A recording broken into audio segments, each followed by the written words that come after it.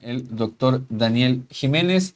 Él es biólogo por parte de la Benemérita Universidad Autónoma de Puebla y tiene el grado también de doctor en gestión de ecosistemas y biodiversidad por la Universidad de Alicante, España. También tiene un postdoctorado en la Universidad de Kansas y es miembro también del colectivo Rebelión Científica Capítulo México.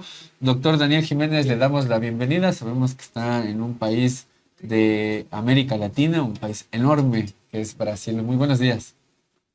Hola, ¿qué tal, Aníbal? Un gustazo saludarte a ti y a Anaí. Y sí, efectivamente, venimos para acá, para el precioso Brasil, ¿no? Que es un país maravilloso que yo creo que ha aportado muchísimas cosas a América Latina, además de un gran ejemplo de hacia dónde podemos caminar si es que seguimos preocupándonos por las personas, ¿no? Y por los recursos naturales. Muchas gracias por permitirme estar con ustedes nuevamente. No, para nosotros es un gusto tenerlo acá y vamos a hablar con usted sobre las áreas naturales protegidas, cambio climático y biodiversidad. Me gustaría empezar por recuperar para la audiencia de Contralínea la importancia que tienen las áreas naturales protegidas. El sexenio anterior vimos que el expresidente Andrés Manuel fue ampliando también las declaratorias de estas áreas. Para la audiencia de Contralínea, ¿qué nos puede decir sobre esta política de declarar áreas naturales protegidas en territorio nacional? Claro, claro. Mira, Aníbal, en primer término, pues eso, ¿no? Todos los países, en teoría, tendrían que estar preocupados por la preservación de una cosa que hemos denominado recursos naturales, ¿sabes? Eh, y eso, ¿no? Los distintos países han diseñado estrategias para conservar estos recursos naturales, esta biodiversidad.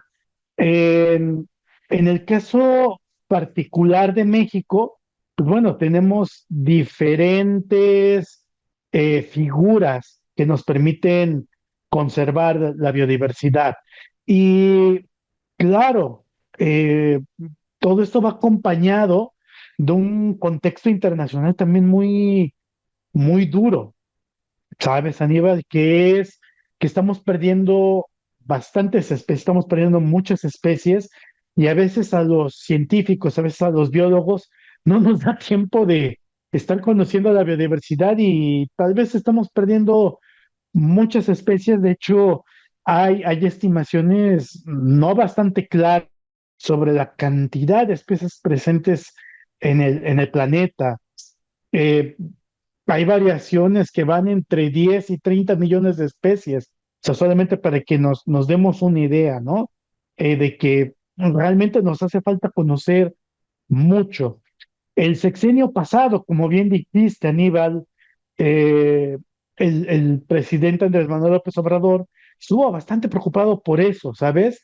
Eh, Tenemos y debemos cumplir dentro de los objetivos de desarrollo sustentable 2030, ¿sí? Pues aquel check que es tener al menos el 30% del territorio nacional bajo algún estatus de protección. Y eso es claramente un reto para un país como el nuestro, ¿no? Que está fuertísimamente impactado por la agricultura y también por la ganadería, ¿no? Entonces, los espacios naturales se convierten en auténticos refugios de un montón de cosas, de un montón de especies y también de procesos básicos para poder conservar funcionando todo, ¿sabes? Porque literalmente, ¿cómo entenderíamos el ciclo del agua o cómo entenderíamos el ciclo del funcionamiento de muchos sistemas de los cuales dependemos sin la conservación, Aníbal? Doctor, es muy importante esto que nos menciona. También preguntarle, la cuestión del cambio climático sin duda alguna es muy importante porque todavía hay personas que se resisten a creer que esto existe, ¿no? Que todavía tienen esa resistencia ahí, dicen, no, el cambio climático es un invento a pesar de que lo estamos viviendo día a día, pero también en ese sentido preguntarle cómo el cambio climático está afectando a estos ecosistemas dentro de las áreas naturales protegidas. Muy, muy interesante la observación, querida Anaí. Y sí, efectivamente, sabemos que personajes como pues el presidente de Estados Unidos, ¿no? Que es un negacionista de este hecho, pues desemboca que muchas otras personas no tengan claridad respecto a un proceso que estamos sintiendo y viviendo todos, ¿no?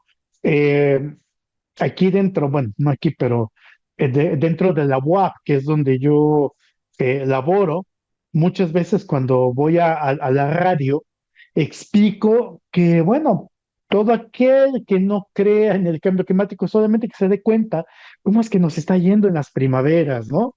El calor que es insoportable.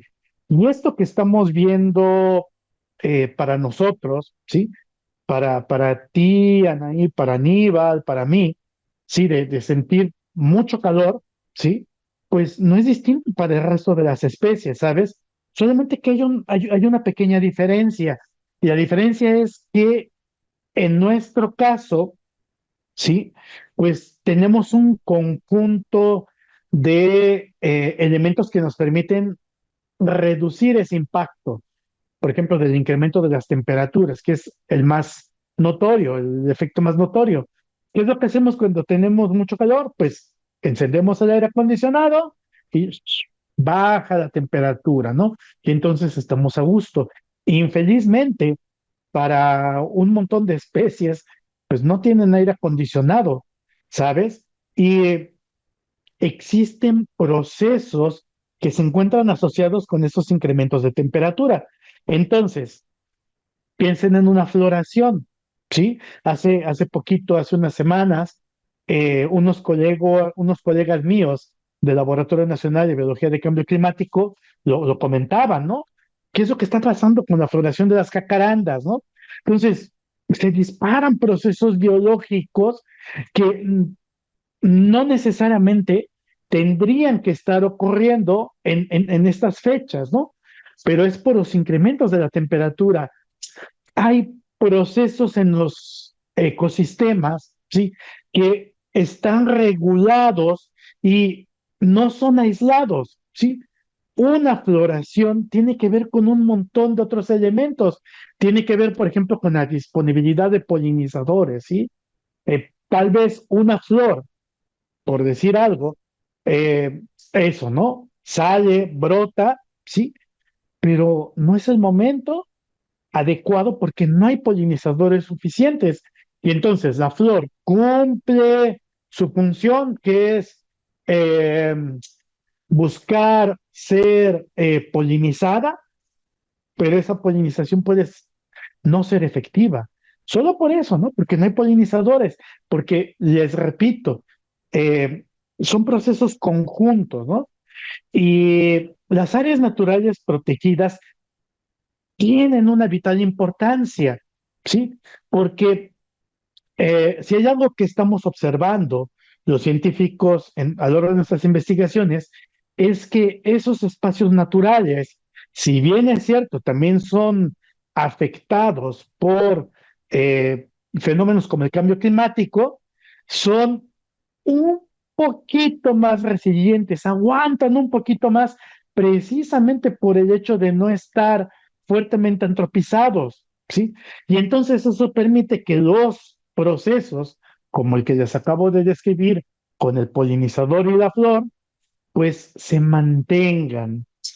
Claro está, también tenemos estudios que hablan sobre cuáles son los efectos en muchas áreas naturales protegidas de México o del mundo, ¿sí?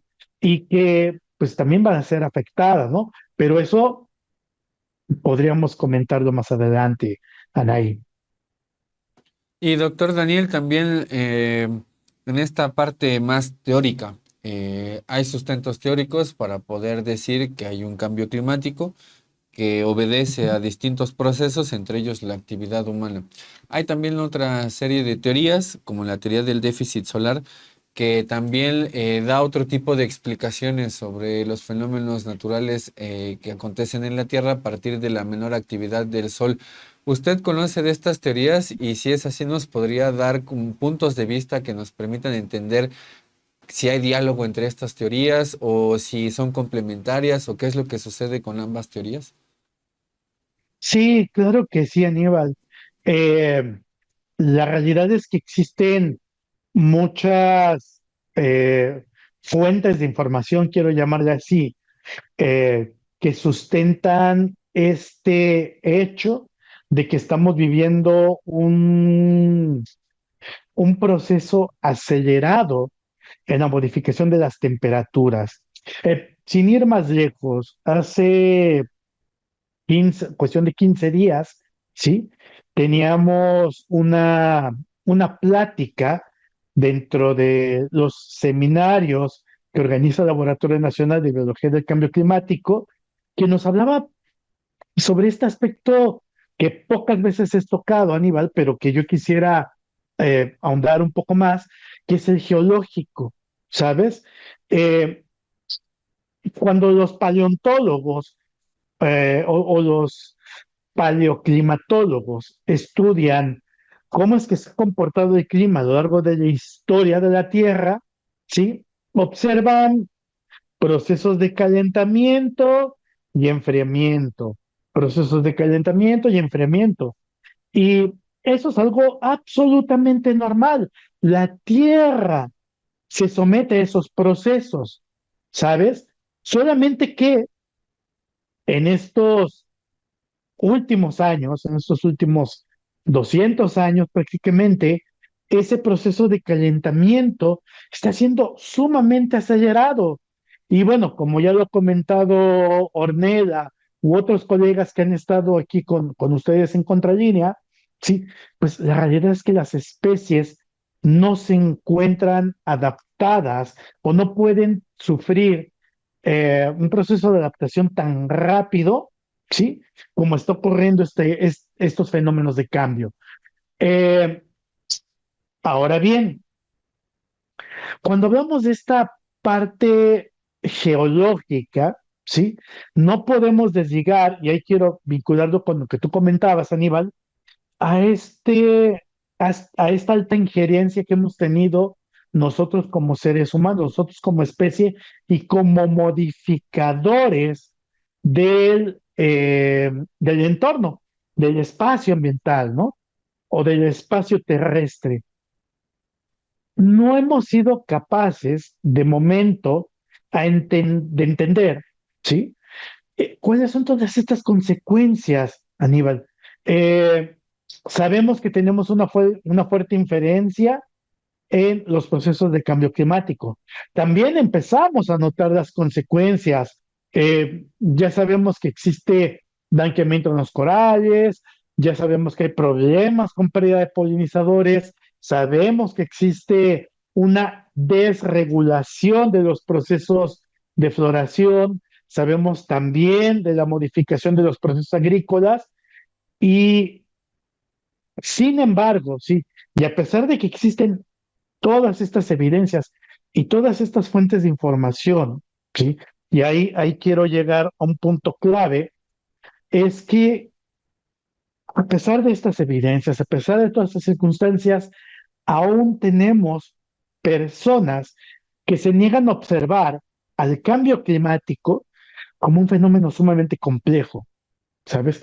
Es decir, en un efecto que tiene que ver con eso, la cantidad de radiación solar que está ingresando a la atmósfera, que como bien dijiste, podría estar significando una reducción significativa.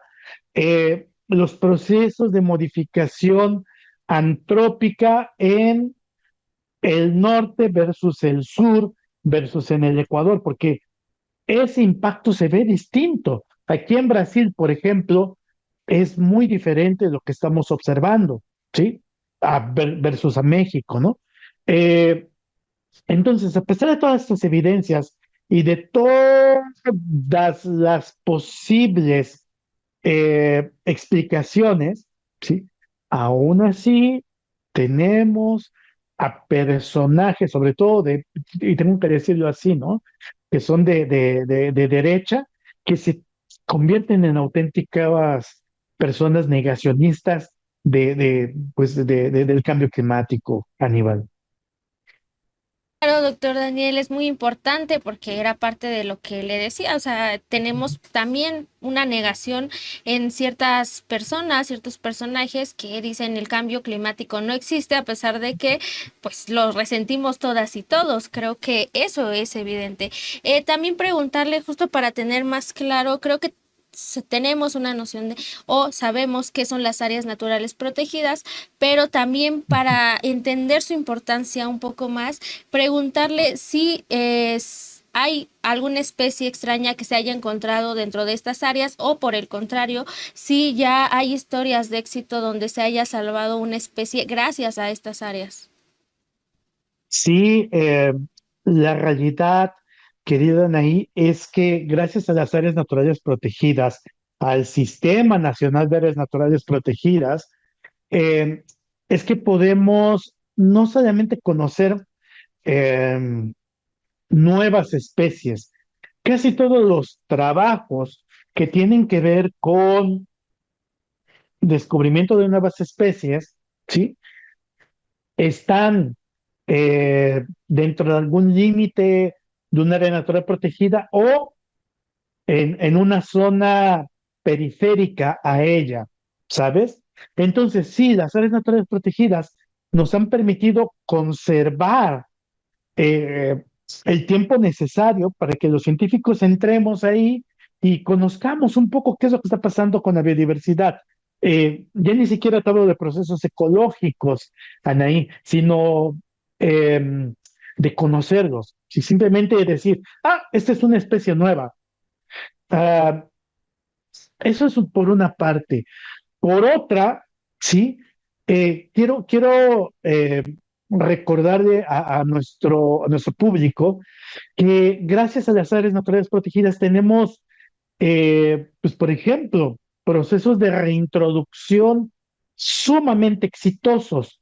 Voy a nombrar uno que a mí me encanta porque trabajé con esa especie, que es el proceso de reintroducción del lobo mexicano, ¿sí? O sea, el lobo mexicano llegó a un punto en el cual se le declaró extinto en vida libre. Gracias a un esfuerzo binacional de México y Estados Unidos, eh, se logró hacer un proceso de recuperación, ¿sí? De esta especie a partir de animales que todavía se conservaban en cautiverio. Ojo ahí con la importancia de los zoológicos, ¿va? Entonces, eh, se hizo una estrategia a nivel binacional, ¿sí? Para recuperar el genoma, ¿sí? De esta especie, ¿sí? Eh, Se buscó hacer un manejo sumamente adecuado, enfocado hacia lo que llamamos los biólogos, biología de la conservación, ¿sí? Y eso permitió tener suficientes individuos que pudieran llegar a, pues, ser liberados, ¿no?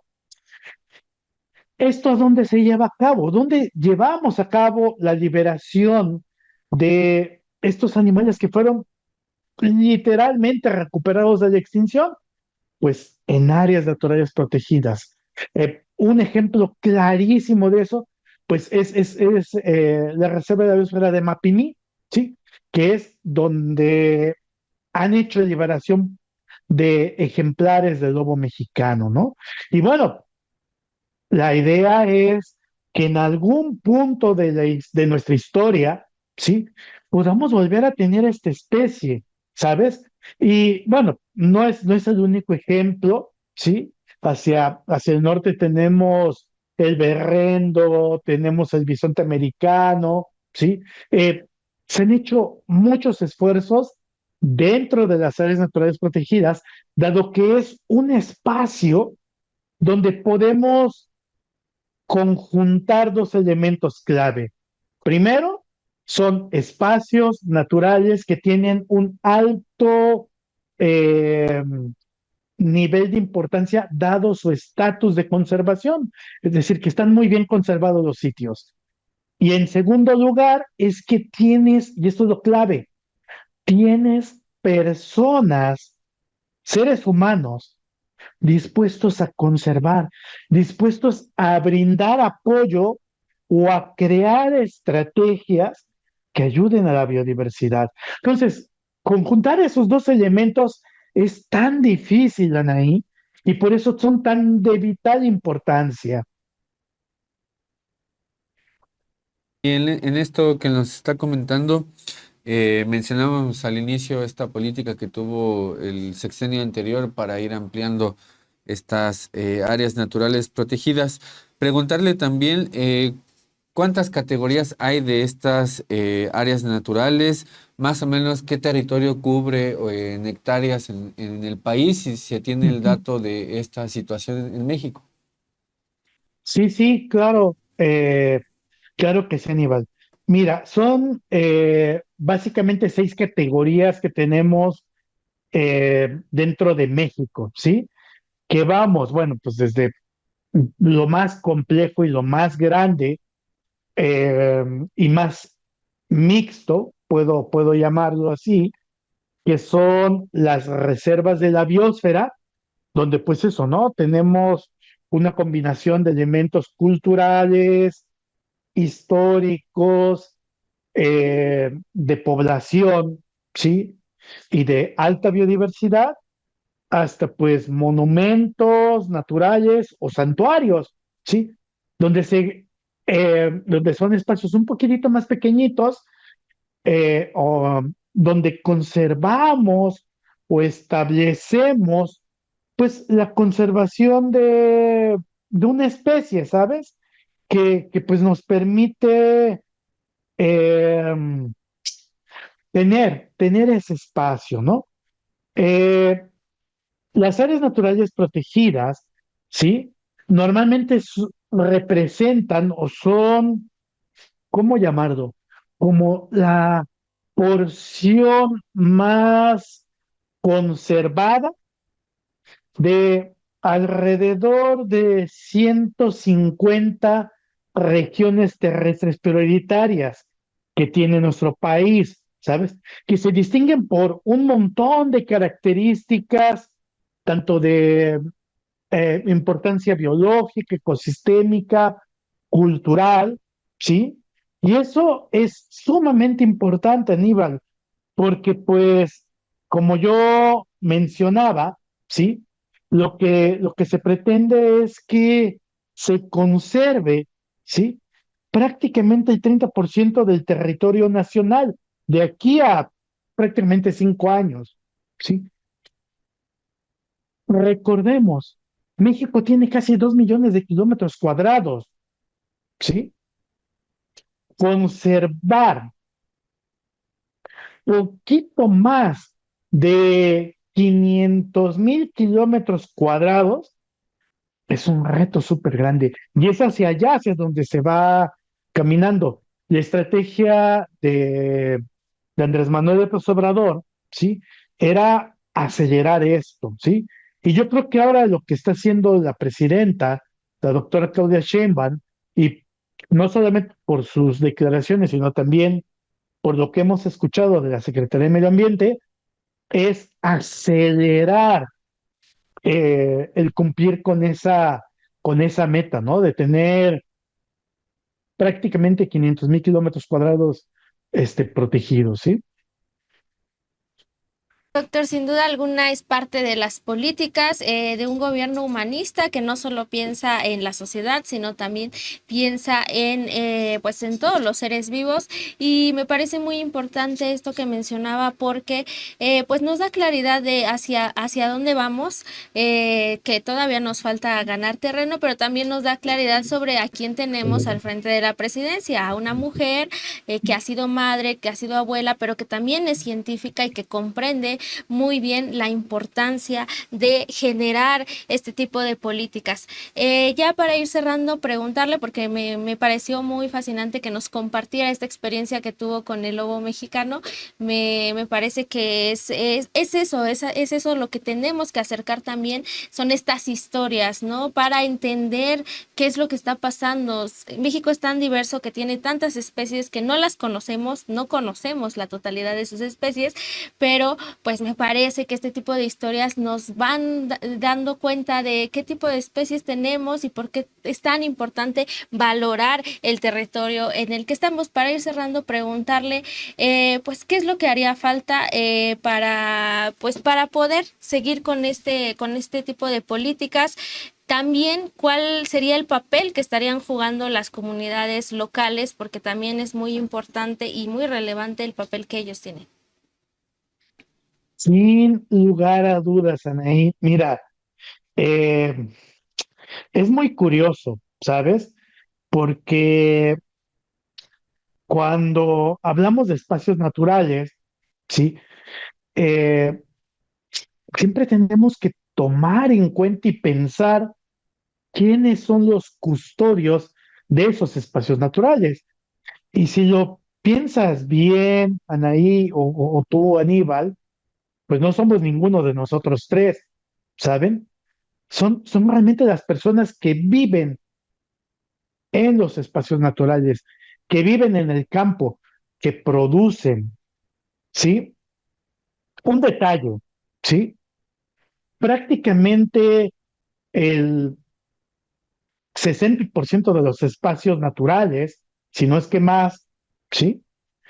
Donde se encuentra la mayor cantidad de biodiversidad en México, ¿saben en dónde se encuentra? En los ejidos, en las tierras comunales. Y eso que tú comentabas, Ana, y es súper clave, ¿sí? Si no damos importancia a que todas estas personas eh, literalmente están cuidando nuestro futuro y el futuro del país, porque, ojo, eso es la biodiversidad, esos son los espacios naturales, ¿sí? Si no, si no tenemos a salvo todos estos servicios ambientales que nos proporcionan los ecosistemas, literalmente estamos en una situación de vulnerabilidad muy alta. O sea, ¿qué es lo que haríamos si es que no tenemos captación de agua? No tener agua, así de simple, ¿no? ¿Qué es lo que pasaría si es que disminuimos en un 30% los polinizadores? Pues no hay comida, deja de existir frutos. Sí, o sea, son muchos servicios ambientales que estos espacios naturales que se encuentran bajo la custodia de comuneros y ejidatarios, pues de verdad que tienen la mayor relevancia del país, ¿sí? Y yo sí creo que en tanto no logremos conectar esos dos elementos, es decir, en tanto no logremos eh, destacar la importancia que tienen las personas para la conservación de los recursos naturales, vamos a estar fritos, ¿sí? Y no vamos a poder alcanzar, ¿sí? A preservar todo aquello que va a ser necesario para conservar a la biodiversidad o simple y sencillamente para convertirnos en espacios resilientes ante un fenómeno como cambio climático. Que ojo, eh, muchas de las acciones que se realizan para mitigar los efectos del cambio climático son realizados en las áreas naturales protegidas, ¿sí? Muchas de las acciones que se hacen para captura de carbono también se hacen en las zonas de amortiguamiento que rodean a las áreas naturales protegidas. Entonces, es bien importante el factor humano, ¿sí? Y esa disposición. Y por eso tenemos que, insisto, resaltar la importancia de las comunidades locales, Anaí. Claro, doctor Daniel, como diría el poeta, solo el pueblo salva al pueblo. Y también acá se nota esa importancia que tienen las comunidades con el vínculo con el espacio, con el territorio también y con la biodiversidad. No sé si tengo un comentario final para ir finalizando la entrevista. Claro, claro que sí, Aníbal. Pues bueno, volver a invitarlos a que reflexionemos sobre esto, ¿no? Sobre la importancia que tienen los pueblos, las localidades pequeñitas y los productores en el proceso de conservación. Y una invitación también que le haría a toda nuestra audiencia a que visiten estos espacios naturales. Les juro que les puede cambiar la vida y la percepción que ustedes puedan tener sobre la biodiversidad en México, ¿sí? Porque ahí se mezcla cultura, comida, historia, ¿sí? Y claro, todo aquello que a los biólogos nos apasiona, que es la biodiversidad. Muchas gracias, Aníbal. No, muchas gracias a usted, doctor Daniel Jiménez, porque estos temas son urgentes y son necesarios. Y qué mejor que hablarlo con un experto como usted. Así que le deseamos un excelente día y sobre todo también una buena estancia allá en Brasil. Muchísimas gracias, Aníbal. Muchísimas gracias, Anaí. Un abrazo para ustedes hasta México. Un abrazo también para usted. Y bueno, en ahí se quedaron ya varios temas abordados con esta exposición del doctor Daniel Jiménez. Lo importante que es recuperar las zonas y estas áreas naturales protegidas, pero más allá de esto, la protección que tiene que hacer la misma comunidad en donde está, que eso es lo importante de todo esto. Por eso deja abierta esta invitación para visitar este tipo de áreas y también por ahí vi en los comentarios que la gente también estuvo encantada con esta historia que nos contaba el doctor sobre el lobo mexicano, ¿no? Que a veces, pues sí, no tenemos ya esa cercanía y nos perdemos de vista que tenemos tantas especies endémicas en México y que son muy importantes, Aníbal. Claro, México es un país con una biodiversidad bastante rica, así como también lo es Brasil, así como también lo es América Latina.